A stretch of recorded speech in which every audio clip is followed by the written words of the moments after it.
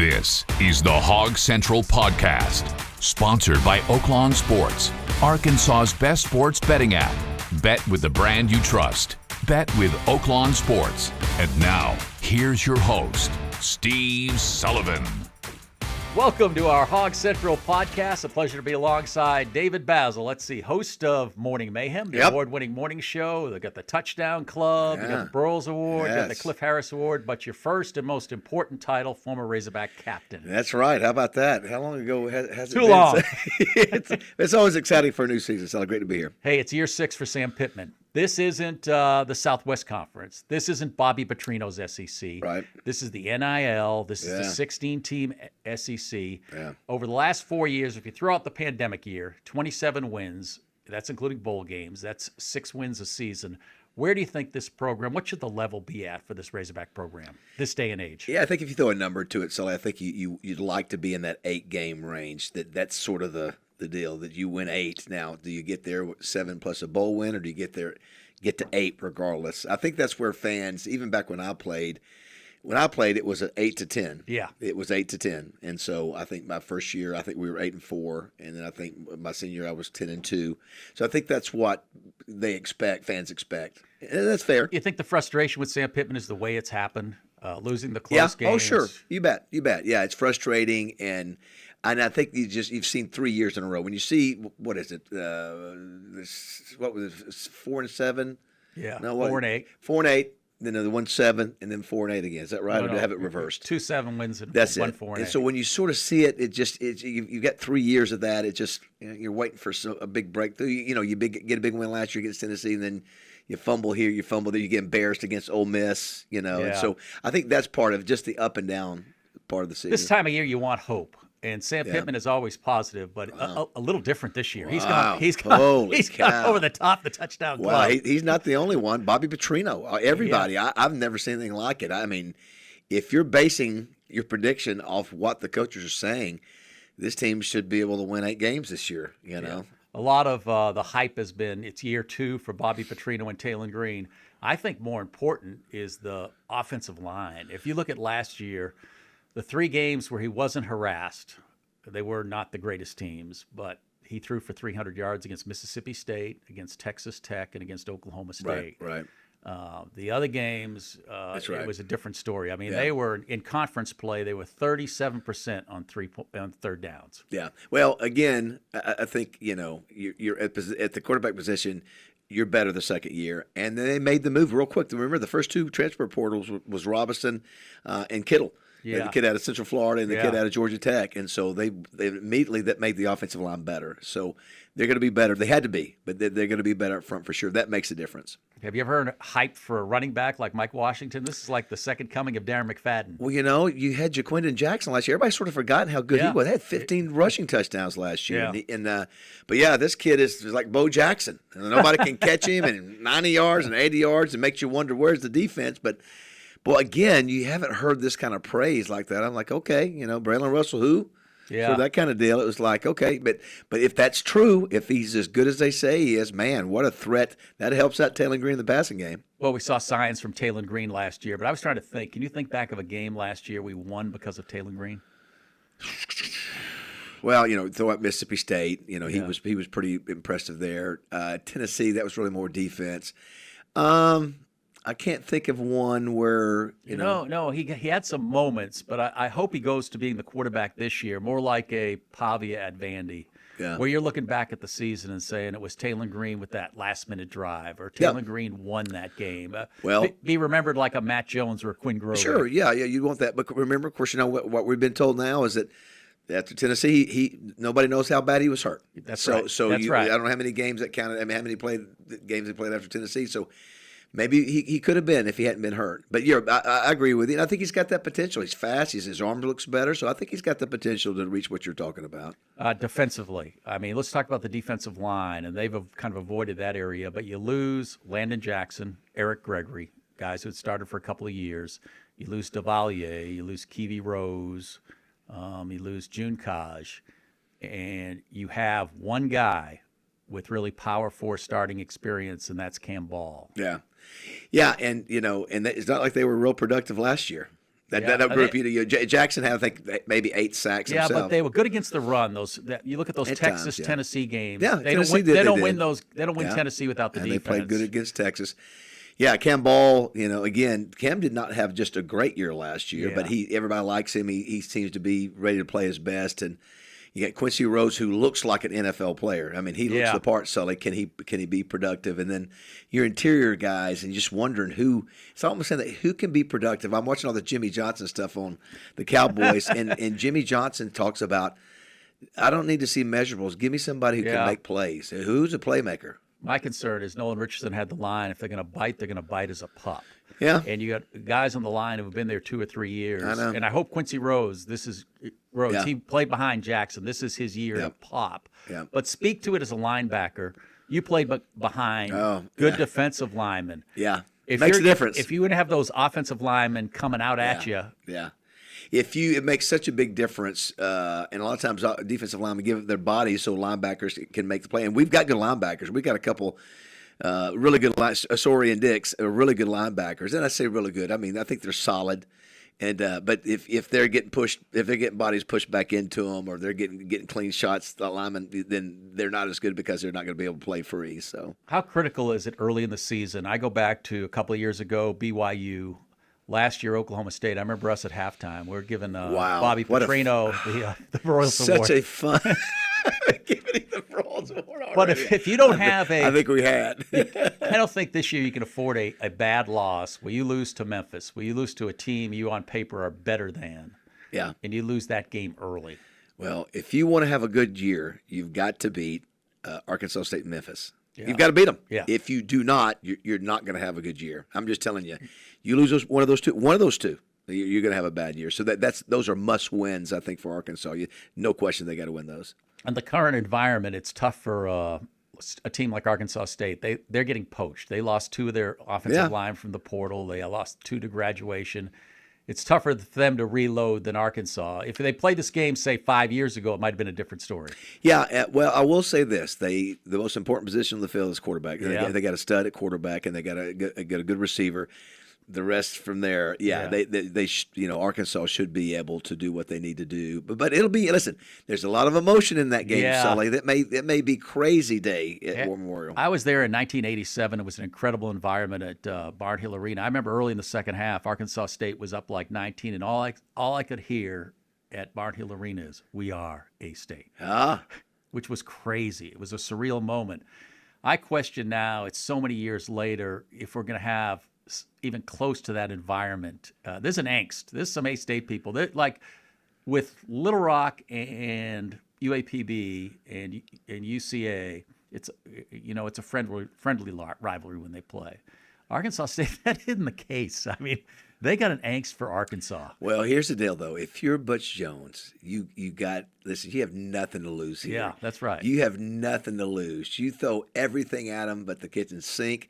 Those players, you should have them ready to play. And again, so this is something they've been waiting for. This is a great opportunity for exposure for Arkansas State. You play us like your last game. I think there's of course you can't play a whole game on emotion, but there should be enough emotion to last a long time in that game. On the flip side, as a player, you wanted a shot at A-State. No, man, I was like, again, I grew up in where everybody played everybody down in Florida. We had Florida State, Florida, Alabama. I grew up in that. So when I got to Arkansas, I was like, why are they not playing each other? I mean, that's what we do. Let's go. And of course, I'd get chipper. You guys don't want to play Arkansas State. Like, let's come on. Put on the helmet.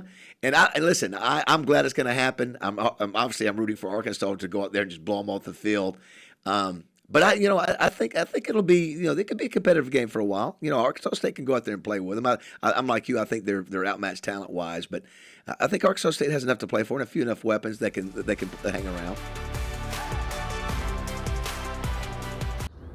Oaklawn Sports is so simple to use, anyone can do it. Probably even an ex-football player. And you can take it anywhere. Pocket size, sort of like you, Raj. Small perhaps, but powerful, like this offer. Sign up now for Oaklawn Sports and get up to $1,000 in bonus bets. That's like a do-over in case you make a questionable decision. Too bad they can't do that for haircuts. I'm calling your mom. Now with new and easy funding options. Bet with the brand you trust. Bet with Oaklawn Sports. Urban Meyer, Football's a way of life. Mark Ingram II, You know what I mean? and Rob Stone team up for football talk that hits harder than game day with guests who don't hold back. You're not winning with that owner. Wow. The Triple Option, presented by Wendy's, wherever you get your podcasts. Yeah, I thought this game would never happen. And give Arkansas State credit. When I did their games for 5 years, and we won one road game. I mean, they were the bottom of the barrel in Division I, and I thought maybe basketball could work over there. I'd seen Nelson Catalina, but I had not seen evidence of football outside of Larry Lacewell in 1AA. But it all changed. All right, so with Harsin and Freeze and Malzahn and Blake Anderson, they did. All right, so we got to thank our friends at Oaklawn Sports for sponsoring this. So if you had to, we haven't seen a line for that game. Yeah. What do you think the Oaklawn Sports line is going to be for Arkansas issue? What do you think it'll be? I say it'll be similar to this opening game, and it depends what Arkansas State does in their opening game. Sure. They have a dicey 1AA team that could give them problems, or a mid-major now. Are you thinking 20, 25? I think higher. I think like 30? Wow. I think around 29 or 30. Okay. Yeah. I think Arkansas is going to put up like 70 against it. I do too. Against Alabama A&M, I do too. Well, again, that team gave up 73 to Auburn last year, the first game, and we beat another SWAC team, UAPB, by that amount. How about having a punching bag in week one? Do you like that? No, I don't. I don't like winning a game 70 to it's not even, listen, I'm glad we did it last year with UAPB because of that, but beyond that, I just don't like it. I mean, what value is it there other than padding your stats? And maybe 40, like a 40 to something, but you could beat a team 70 to nothing. What is it? Just got there going. It's less than a scrimmage, so I'm not a big fan of that. I know it's good money for those schools that get it. I understand that. I just never was a big fan of it. Have we ever known less about a team? There was no spring game. Oh man, that's true. You've been unable to watch any kind of real practice. All the scrimmages have been closed. I mean, it's what they're feeding us. It is bizarre. Trey Biddy, who does a good job, and he said, I'm going to be honest, he said, I don't know what to really say because all I see these guys is playing against air for the most part. Yeah. And that's why we're hearing all this message from the coaches like, these are the greatest guys ever. And I'm just like, all right, you're saying it. We don't get to see it, but we're believing we're going to see that. So I know, and here's the thing: they did say we have heard they physically. You've seen them, I think a little bit. They are bigger and they're stronger and they're faster. How much does that change wins and losses? This model concerns me. If you can do this every year, there's only one other team. There's only one other team or one team that succeeds at this, and that's Ole Miss. When you're replacing 39 people left, 31 came in. I just don't think that model, you can do that every year. I mean, there's like the 6 or 7 teams at the top of the SEC outside of Ole Miss are replacing like 9 to 15 guys. Yeah. They're not replacing 31. It's tough. I mean, every year to try to hit in the portal. They've done pretty well. Yeah, I can't stand it either. I just don't like it for the game. I don't like it, Sully. It just it's too much. It's like an NFL team. It's like, really? I mean, you only got a handful of guys that you recognize from year to year, and so – but as you said, that's just the nature of it. But you're right. That's the extreme. You don't need to have those kind of numbers. But that's when you're losing 39, you got to bring in 30 back. 30 plus back. Yeah, you have to do some research on the player you landed for the Buzz, Morning Mayhem. What's that? You have to do some research. I know. And it's weird to follow the Razorbacks, Sully, and not have any kind of connection.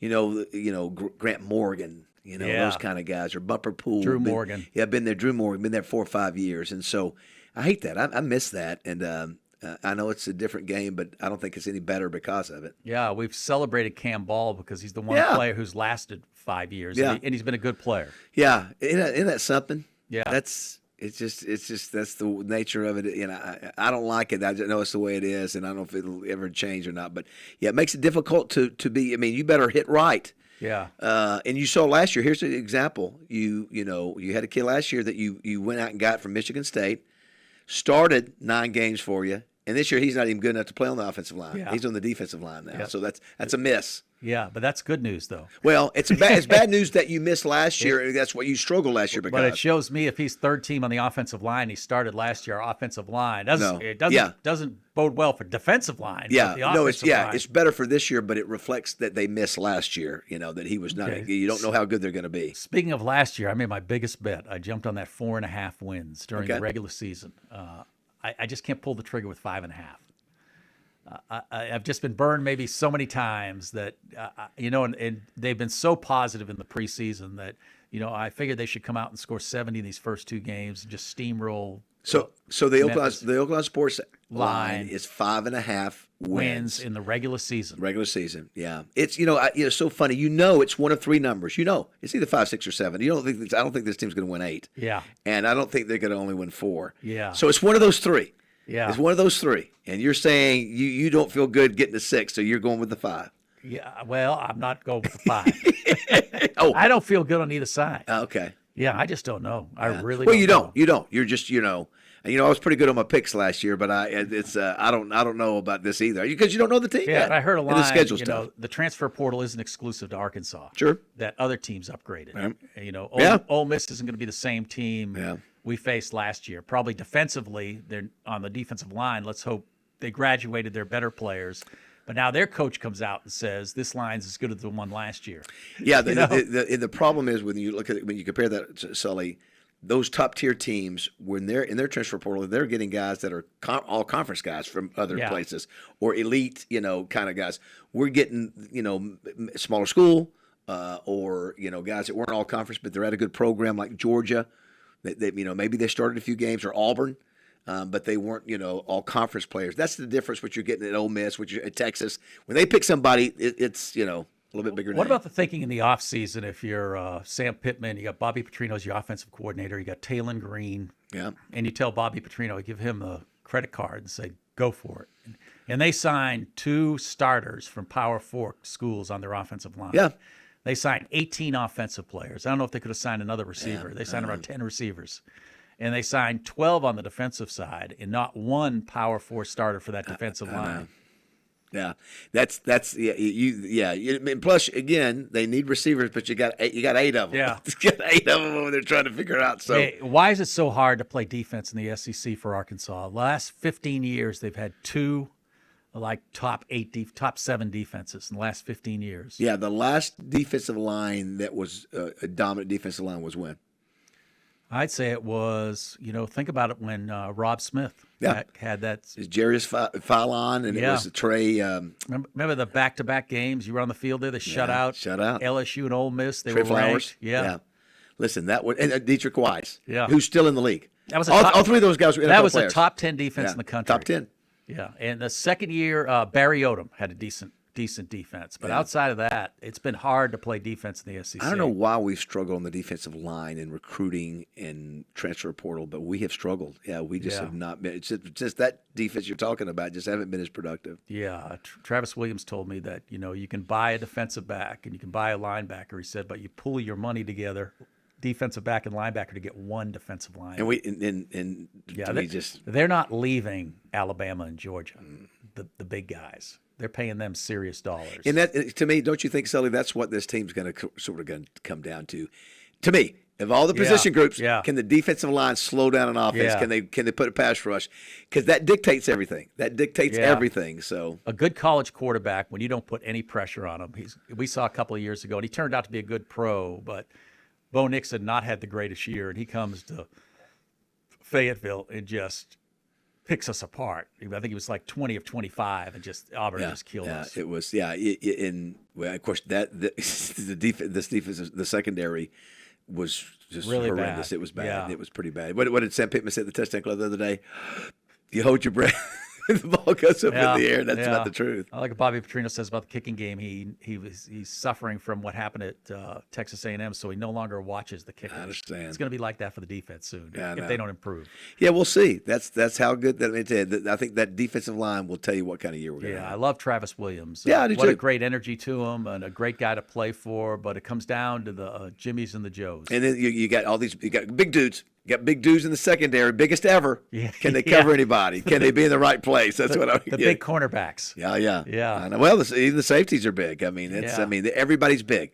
Okay, I like it. Can we cover it? Can we cover people? That was, I guess, an aim of coach to get old and to get big. Yeah, I get it. Yeah, I get it. And he's acting like this is the year I've got to win, because next year, They're going to lose a flock of people. I don't even want to think of next year. I Yeah. mean, think of all the, And by the way, how many seniors? Did I see that? As a 29? Did I see that? Travis Williams said they color code when they put on the board. And he said, I've never had so many, I think it's black or gold that are seniors 1 year Yeah, left. they're transfer seniors. That's Yeah. for the most part. Yeah. So this is the year they're looking for, we got to save the job. Tough schedule. Tough Yeah. schedule. That Memphis game. I'm glad it's the Memphis team this year, not the Memphis team last year. That they're not as good this year as they were last year. Still will be tough. They do have a quarterback that can run. Yeah. They'll always have good offense, but that offense they had last year, they lost almost everybody off that. They lost a lot of production. And you got a Notre Dame team that's going to come in as well coached. You don't get any breaks. You got an emotional game against Arkansas State. Still should win that game, but that Memphis game's important. Hey, 5, 6, 7. How important is the Ole Miss Memphis swing there in weeks 3 and 4? You got to win the Memphis. I don't think they're going to beat Ole Miss.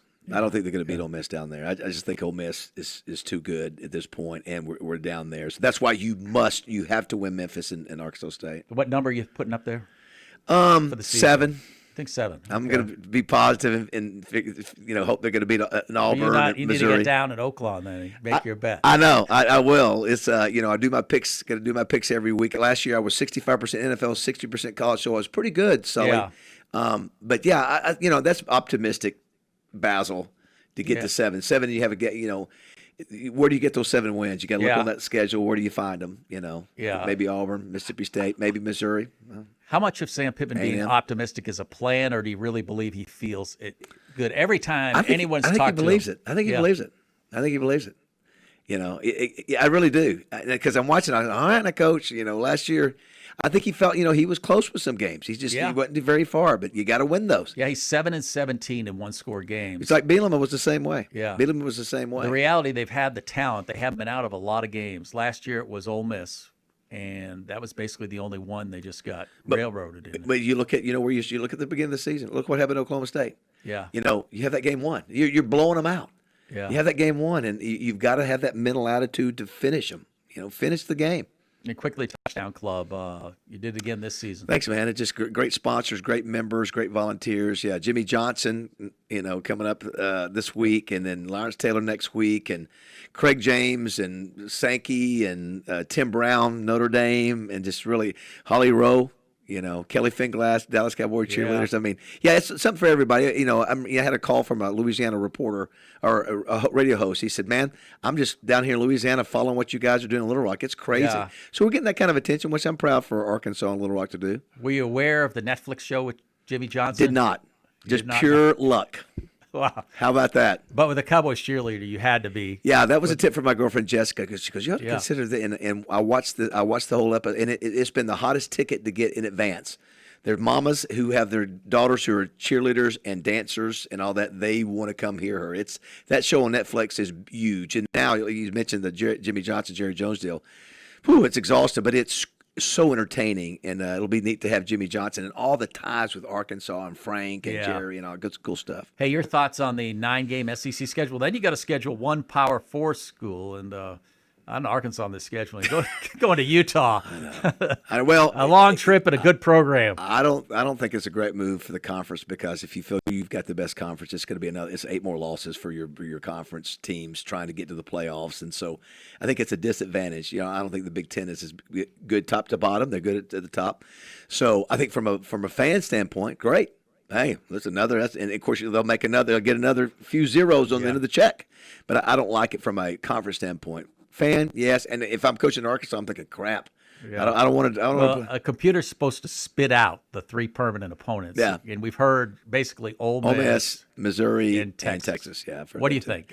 Well, if that was the case, would you be happy with that 3? I'd rather. Of course, have Vandy. No. Well, I was saying if I'm a coach, I would be. Of course, I'm the LSU. I like LSU just because there's history going back to the 1900s. So.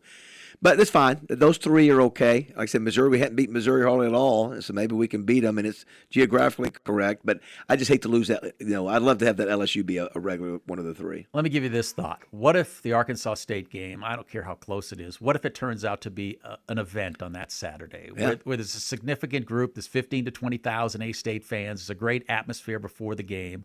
It can't be played every year, but this give the impetus to play it, maybe in Fayetteville every couple of years?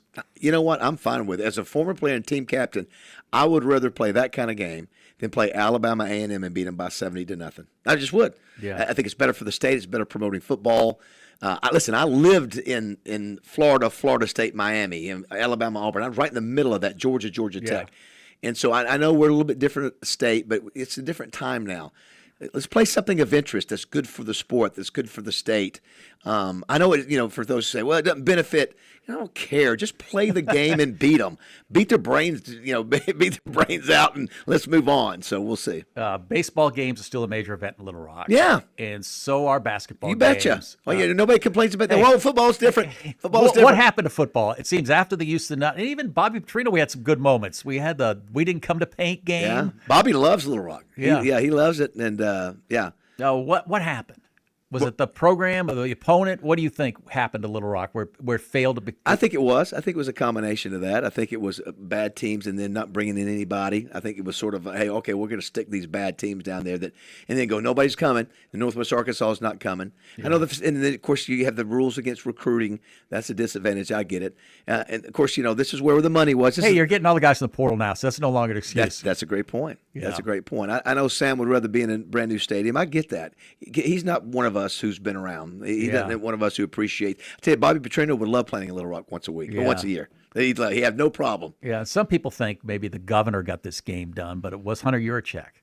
Yeah, Hunter Yurachek several years ago, he wanted to pull conference games from War Memorial Stadium, and he wanted some caveat to kind of trump that news, and it was they're going to play Arkansas State, and it did on that day. Yeah, I liked it. I think it's a good move. I think probably even Coach Broyles would say at this point it's 2025 for goodness sake. Let's just play the game and let's see who does the best job. Yeah. And if it costs you your job, so be it. Yeah, I just hope it's a fun atmosphere before the game. Yeah, I agree. I hope War Memorial does it right with water and all the things, and doesn't take everybody 2 hours to get in. I hope they're ready to do it right over there. I think the A-State tailgate is over by the zoo. It is. I got to warn them. The smell can be bad about that.